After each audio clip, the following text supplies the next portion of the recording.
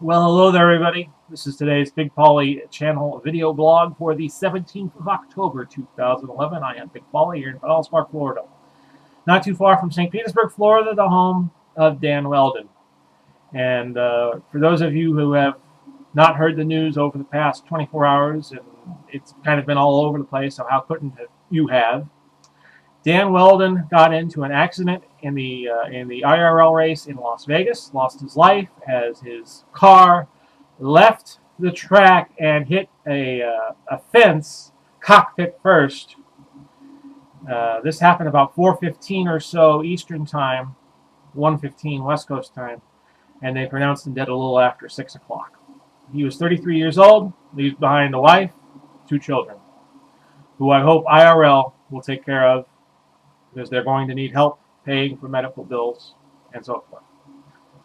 Get those 2 kids to get the education that they need and make sure that they are taken care of. Because I am sad because we've lost the local sports hero, yes.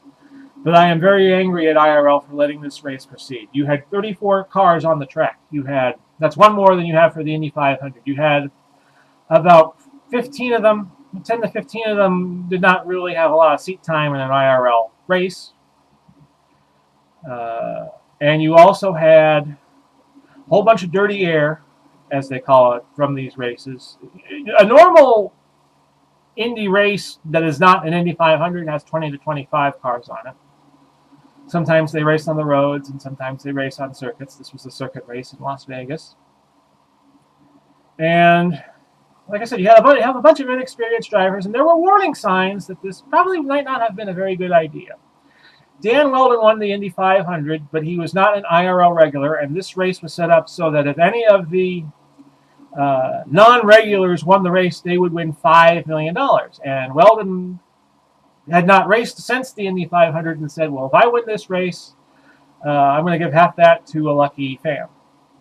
And, of course, he was the only one not to survive, and they did a nice little 5-lap tribute to him. And if you watch that and if you're not choked up and you're not crying, there's something wrong with you. But I really thought that IRL mishandled this. It was a terrible year for them because there had been several other races. The New Hampshire race where they went green when the conditions did not suit it at the tail end of the race. And there were a couple of other incidents. But this was a very bad year for IRL.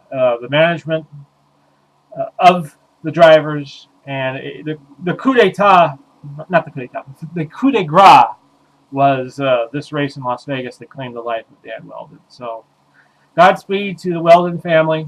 Very, very sad to see this. But to be quite honest with you, this is something IRL should have prevented. They should have stopped this race from taking place because of safety concerns.